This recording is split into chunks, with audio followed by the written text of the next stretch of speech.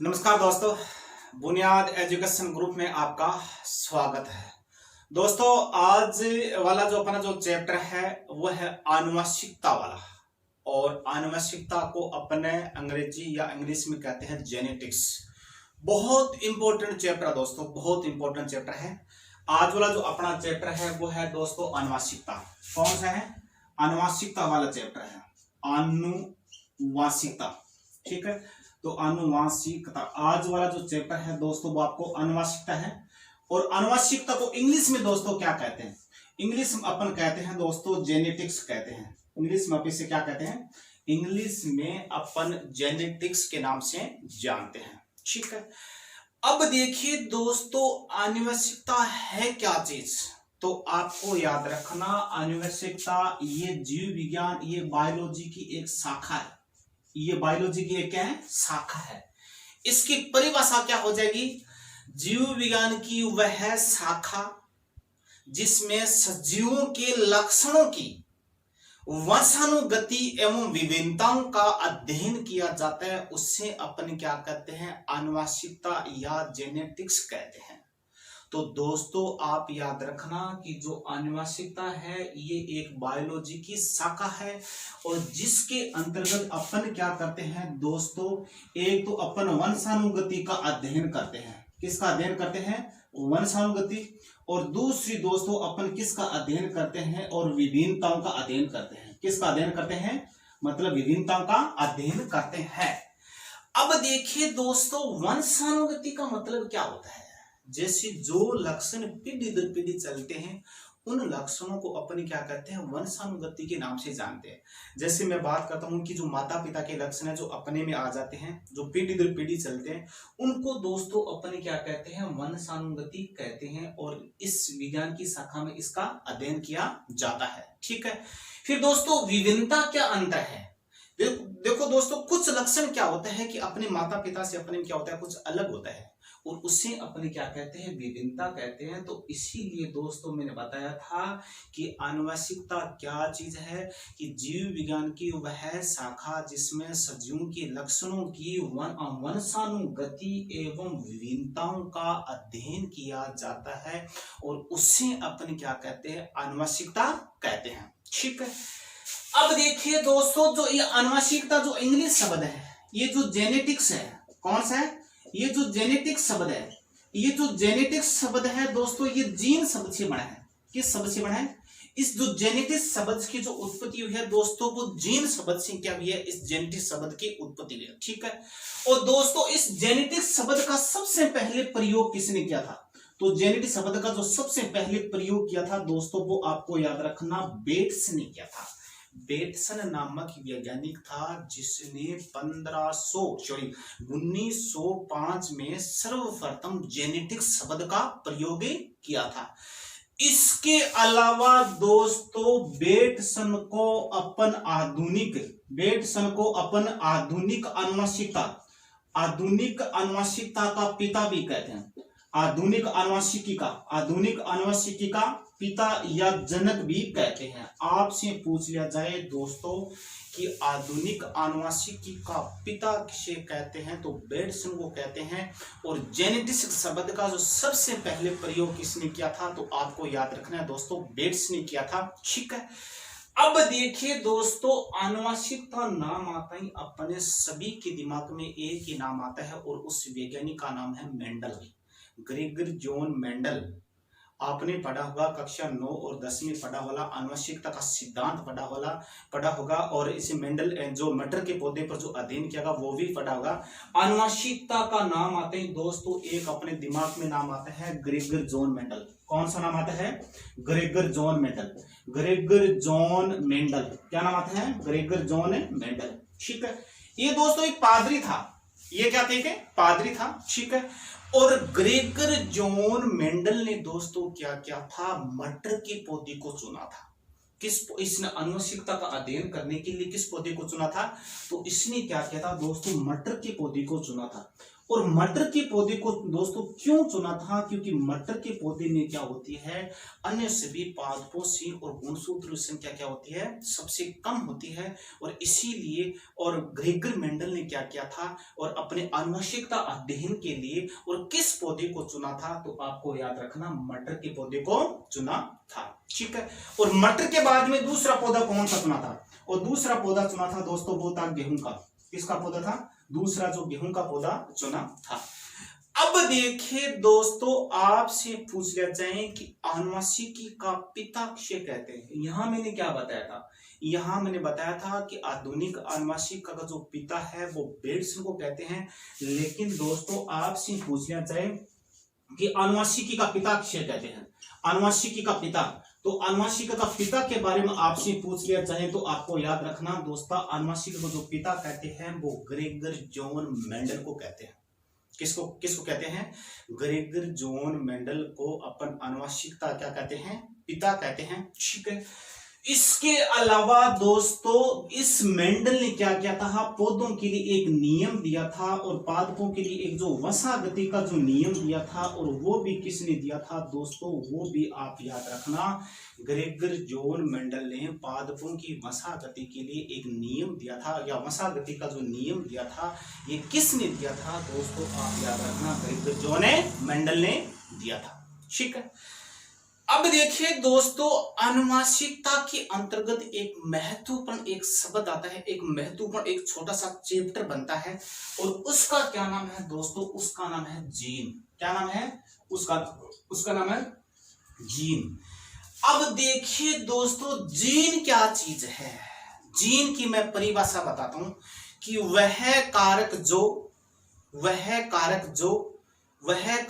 जो एक लक्षण को नियंत्रित करता है, वह कारक जो एक लक्षण को नियंत्रित करता है, और उसको अपन क्या कहते हैं? उसको अपन जीन कहते हैं। उससे अपन क्या कहते हैं? एक लक्षण को क्या नियंत्रित करता है, उससे अपन दोस्तों क्या कहते हैं? जीन कहते हैं। ठीक है। अब देखिए दोस्तों, आपको याद रखना कि जीन, मैंने बताया कि वह कारक जो एक लक्षण के लिए होता है, जो कारक होता है उसे अपन क्या कहते हैं? जीन कहते हैं। और प्रत्येक लक्षण का दोस्तों जीन अलग अलग होता है। जैसे मैं बात करता हूं कि ऊंचाई का जीन क्या होता है? ऊंचाई का जीन अलग होता है, बोनापन का जीन अलग होता है, आंखों का जो रंग होता है, आंखों का रंग होता है, या बालों का जो रंग होता है, या जो चमड़ी का जो रंग होता है, वो किस पर डिपेंड करता है दोस्तों? वो जीन पर निर्भर करता है। आपने देखा होगा दोस्तों, अगर माता पिता की आंखें अगर अपने दूसरे रंग की है, तो अगर माता पिता की आंखें हैं तो उसी प्रकार से अपने भी आंखें होंगी। ठीक है। कई लक्षण अपने मिलते जुलते हैं और कई लक्षण क्या होते हैं? अलग अलग होते हैं। ठीक है। और वो सभी लक्षण दोस्तों किस पर निर्भर करते हैं? वो सभी के सभी लक्षण निर्भर करते हैं दोस्तों जीन पर निर्भर करते हैं। जैसे आपने देखा होगा कि अगर मान लीजिए जो लड़का है उसके पिता का अगर बाल गिर रहे हैं, ठीक है, तो उसके जो आगे वाली जो संतान है वो भी लगभग देखने में है कि उसके भी बाल गिरेगी। ये बाल गिरने वाला ये क्या होता है? एक पीढ़ी दर पीढ़ी बन जाता है। और ये किस पर निर्भर करता है दोस्तों? ये भी किस पर निर्भर करता है? जीन पर निर्भर करता है। इसके अलावा दोस्तों आपको याद रखना, अपना जो ये प्रत्येक लक्षण है इसके लिए जिम्मेदार कौन होता है? इसके लिए जो जिम्मेदार होता है दोस्तों वो जीन होता है।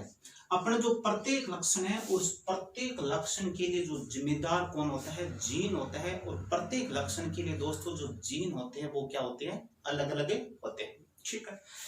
अब देखिए, अपने जो शरीर की जो प्रत्येक कोशिका है, और दोस्तों जो अपने शरीर की जो प्रत्येक कोशिका है, और प्रत्येक कोशिका में कितने जीन होते हैं दोस्तों? तो आपको याद रखना, प्रत्येक कोशिका में 30,000 जीन होते हैं। अपनी जो प्रत्येक कोशिका होती है दोस्तों, उस प्रत्येक कोशिका में और कितने जीन होते हैं? 30,000 जीन होते हैं। ठीक है। इसके अलावा दोस्तों ये जो जीन है ये क्या है कि जो अपने जो गुणसूत्र है, गुणसूत्रों, और इन गुणसूत्रों पर दोस्तों आपका याद रखना ये जीन किस क्रम में लगे होते हैं दोस्तों? आपको याद रखना कि अपने जो गुणसूत्र है और उन पर जो जीन है वो किस क्रम में लगे होते हैं? रेखीय क्रम में लगे होते हैं दोस्तों मैं बार बार आपको एक ही बात पर जोर दे रहा हूं कि दोस्तों मैंने जो भी ये जो मैटर लिखा है, जो भी मैंने ये क्वेश्चन लिखा है बोर्ड पर, जो भी मैंने क्वेश्चन लिखा है दोस्तों वो बहुत इंपॉर्टेंट है, वेरी वेरी इंपॉर्टेंट है।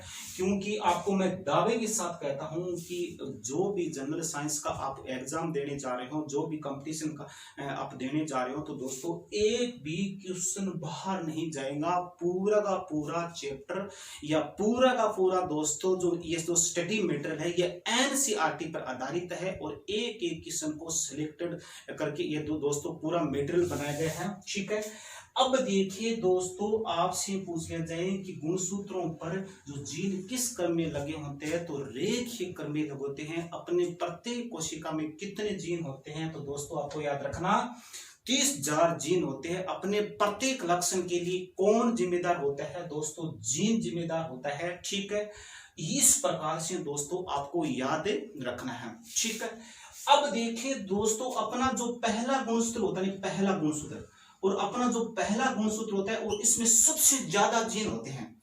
अपना जो पहला गुणसूत्र होता है दोस्तों इस पर क्या होता है, सर्वाधिक जीन होता है। और सर्वाधिक जीन कितने होते हैं दोस्तों, 2968 जीन होते हैं। ठीक है, और आगे वाला दोस्तों अपना जो वाई गुणसूत्र है, वाई गुणसूत्र है, और इस वाई गुणसूत्र में दोस्तों क्या होता है, सबसे कम और कितने जीन होते हैं दोस्तों, 221 जीन होते हैं। आपको याद रखना दोस्तों कि अपना जो पहला गुणसूत्र है और अपने जो पहले गुणसूत्र पर जो जीन की संख्या क्या होती है, सर्वाधिक होती है, वो कितने जीन होते हैं दोस्तों, और आपको याद रखना 2968 होते हैं। और अपना जो वाई गुणसूत्र होता है और इस पर क्या होते हैं दोस्तों, जीन की मात्रा सबसे कम होती है और कितनी होती है, 231 होती है।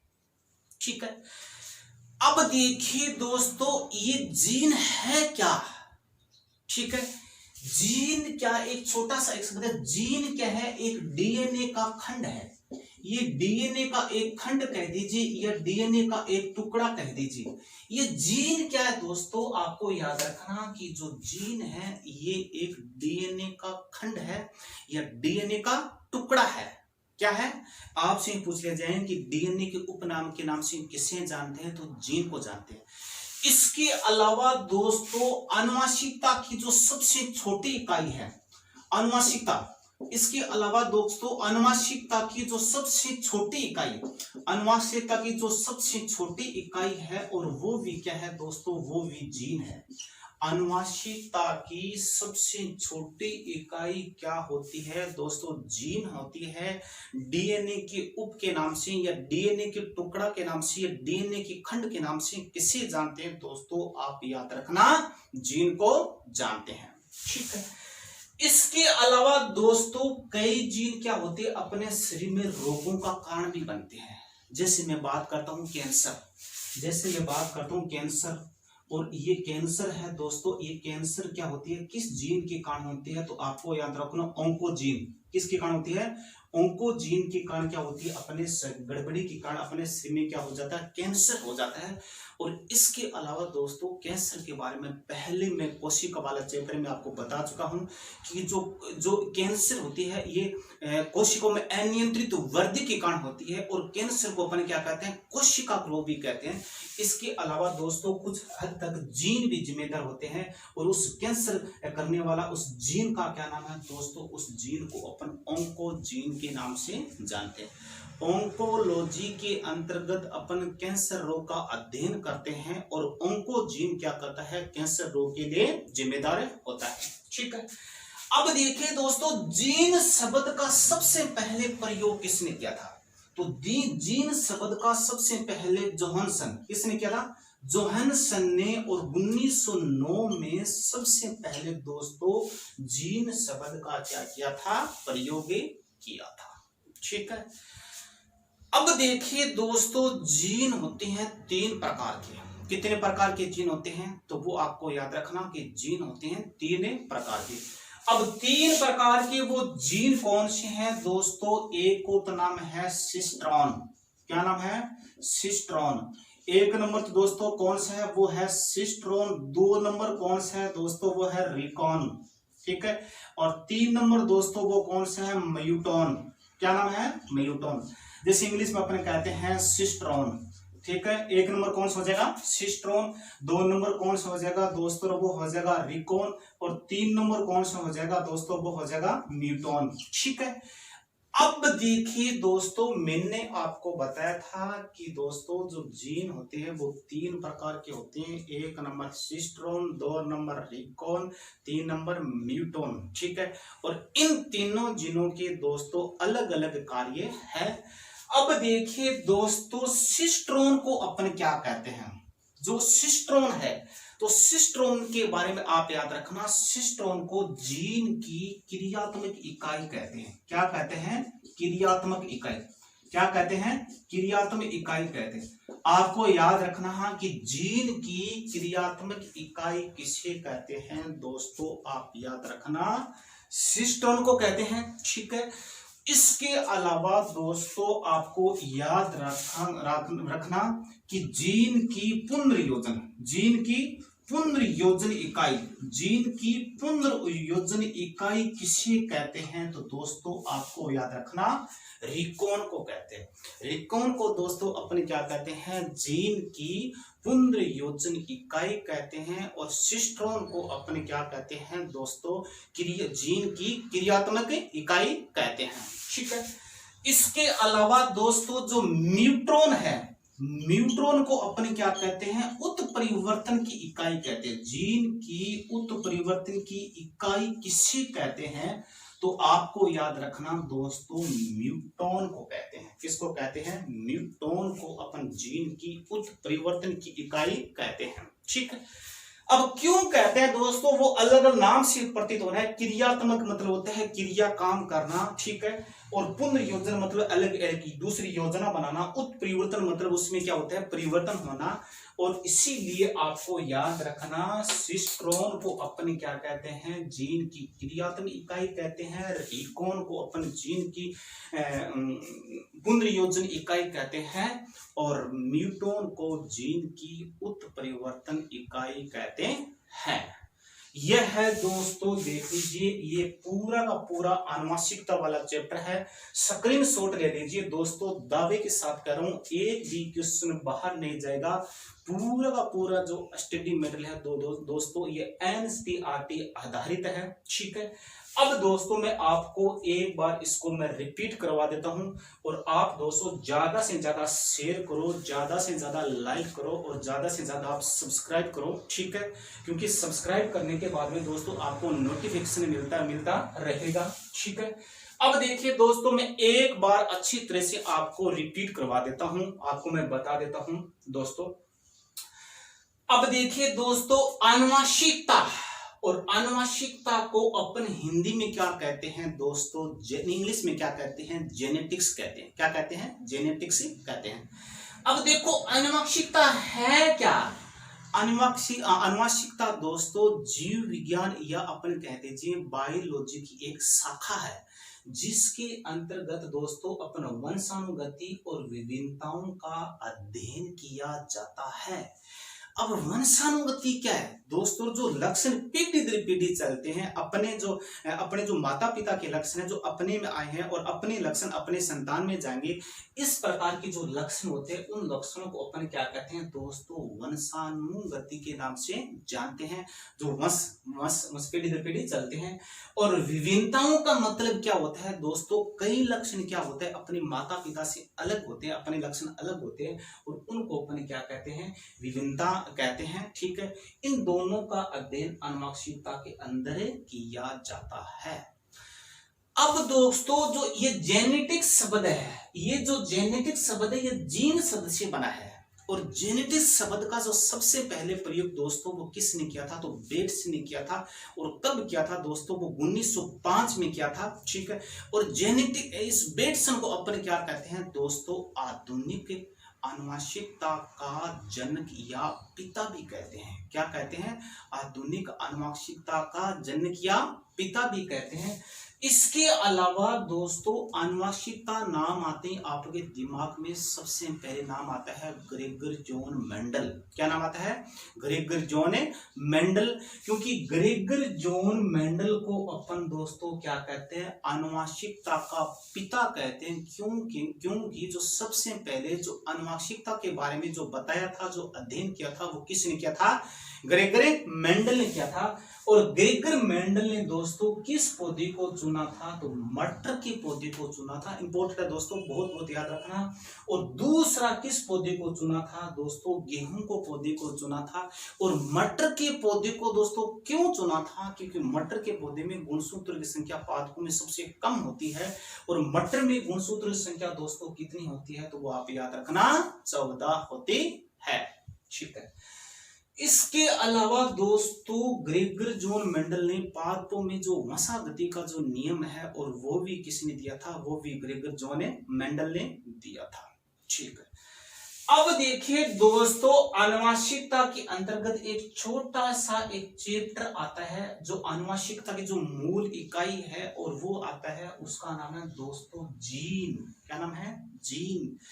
अब दोस्तों जीन किसे कहते हैं? कि वह कारक जो किसी एक लक्षण को नियंत्रित करता है, उससे अपन क्या कहते हैं? जीन कहते हैं। दोस्तों लंबाई का जीन अलग होता है, मोटाई का जीन अलग होता है, और बोनापन का जीन अलग होता है। आंखों का रंग, बालों का रंग, चमड़ी का रंग, ये दोस्तों किस पर निर्भर करता है? दोस्तों ये जीन पर निर्भर करता है।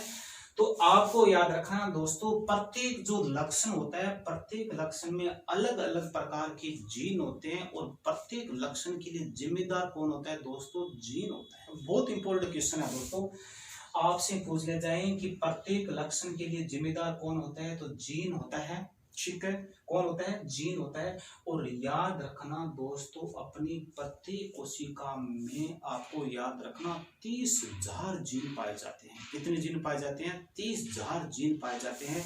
ये दोस्तों अपने जो गुणसूत्र है और क्रोमोसोम है, उन पर दोस्तों रेखीय क्रम में लगा होता है, सीधी रेखा के क्रम में लगा होता है। ये भी क्वेश्चन पूछे जाता है कि गुणसूत्रों को जीन किस क्रम में लगे होते हैं? तो आपको याद रखना दोस्तों, रेखीय क्रम में लगे होते हैं। इसके अलावा दोस्तों सबसे ज्यादा जीन किस गुणसूत्र पर पाए जाते हैं? अपना जो पहला गुणसूत्र है, और पहला गुणसूत्र पर सबसे ज्यादा जीन पाए जाते हैं। और पहले गुणसूत्र पर जो जीन पाए जाते हैं दोस्तों, वो 2968 पाए जाते हैं। और दोस्तों अपना जो वाई गुणसूत्र है, और उस पर सबसे कम जीन पाए जाते हैं, और वो कितने हैं? 238 जीन पाए जाते हैं। ठीक है। अब देखिए दोस्तों, जीन देखो एक डीएनए का टुकड़ा है। आपसे पूछ ले जाए किसी डीएनए के टुकड़ा के, डीएनए के खंड या डीएनए के खंड या डीएनए के टुकड़ा के नाम से जानते हैं, या किसी डीएनए का उपनाम क्या है? ठीक है, या जीन है। ठीक है। और जीन का उपनाम दोस्तों क्या है? ये डीएनए है। ये जीन क्या होता है? डीएनए का खंड या टुकड़ा है। और दोस्तों आपको याद रखना, इस आनुवंशिकता की जो सबसे छोटी इकाई है वो जीन ही है। आनुवंशिकता की सबसे छोटी इकाई क्या है? जीन है। डीएनए का टुकड़ा या खंड किसको बोलते हैं? जीन को बोलते हैं। इसके अलावा दोस्तों आप याद रखना, अपने शरीर में जो कई रोग होते हैं, और कई रोगों के लिए कोई जीन भी जिम्मेदार होता है। और जैसे अपन बात करते हैं कैंसर रोग, और कैंसर रोग के लिए दोस्तों ऑन्कोजीन क्या होता है? जिम्मेदार होता है। ठीक है। इसके अलावा दोस्तों आप पूछ लिया जाए कि सबसे पहले जीन शब्द का प्रयोग किसने किया था? दोस्तों जोहानसन ने किया था। कब किया था? 1909 में किया था। ठीक है दोस्तों, ज्यादा से ज्यादा शेयर करो। ठीक है। अब देखिए दोस्तों, जीन होता है 3 प्रकार का। कितने प्रकार के होते हैं? 3 प्रकार के दोस्तों। एक का नाम है सिस्ट्रोन, और सिस्ट्रोन को दोस्तों अपन क्या कहते हैं? जीन की क्रियात्मक इकाई कहते हैं। आपसे पूछ लिया जाए कि जीन की क्रियात्मक इकाई किसे कहते हैं? तो दोस्तों आप याद रखना, सिस्ट्रोन को कहते हैं। फिर जीन की पुनर्योजन इकाई किसे कहते हैं? दोस्तों वो किसको कहते हैं? रिकॉन को कहते हैं। फिर जीन की उत्परिवर्तन इकाई किसे कहते हैं? वो भी दोस्तों किसको कहते हैं? तो आपको याद रखना, म्यूटोन को कहते हैं। इस प्रकार से दोस्तों ये अपने को आनुवंशिकता का चैप्टर कंप्लीट करना है दोस्तों। छोटी से छोटी चीज से लेकर बड़ी से बड़ी मैंने आपको क्वेश्चन बताए हैं। कहने का मतलब है मेरा जो चैनल का नाम है बुनियाद, वो बुनियाद नाम क्यों पड़ा है कि बुनियाद का मतलब होता है दोस्तों न्यू, क्योंकि मेरा मतलब उद्देश्य क्या है, मेरा उद्देश्य कि बच्चों की न्यू मजबूत करना। अगर बच्चों की न्यू मजबूत हो गई अगर, तो आप देख लेना कि वो बच्चा जरूर सक्सेस होगा दोस्तों। ठीक है, मैंने छोटे से छोटे हर चीज बताई है दोस्तों, एक भी क्वेश्चन बाहर नहीं जाएगा दोस्तों, बाहर दावे के साथ कह रहा हूं, मेरा 10 साल का एक्सपीरियंस है। ठीक है, और इसके अलावा दोस्तों आप सब जानते हो कि क्वेश्चन है वो कहीं से भी उठा के दे सकते हैं। लगभग तो मैं आपको कह सकता हूं कि मेरे सामने मेरा एक एक्सपीरियंस के आधार पर मैं कह सकता हूं कि बहुत कम चांस है कि इससे बाहर क्वेश्चन जाए। फिर भी हो सकता है दोस्तों, एक दो क्वेश्चन जा सकता है, लेकिन बहुत कम चांस है। ठीक है, ये दोस्तों अपने को समझना है। इसके अलावा दोस्तों अपन खेतों में क्या थे, संकर बाजरा उगाते हैं, अपन बोलते हैं संकर बाजरा है, संकर मोठ है नहीं, ये अपन क्या बोलते हैं हाइब्रिड बीज बोलते हैं। और वो हाइब्रिड बीज भी बनते हैं दोस्तों, वो भी जीन को परिवर्तन कर हाइब्रिड बीज बनाए जाते हैं। ठीक है, ये है दोस्तों अपने का पूरा आनुवंशिकता वाला चैप्टर कंप्लीट है दोस्तों। आपको अच्छी तरह से समझना है दोस्तों, अच्छी तरह से पूरा मैटर देखना है दोस्तों। मेरा हर जो चैप्टर होगा दोस्तों पूरी तरह से एनसीईआरटी पर आधारित, पूरी तरह से मेरे दिन रात की मेहनत का जो परिणाम है दोस्तों वो आपके सामने है।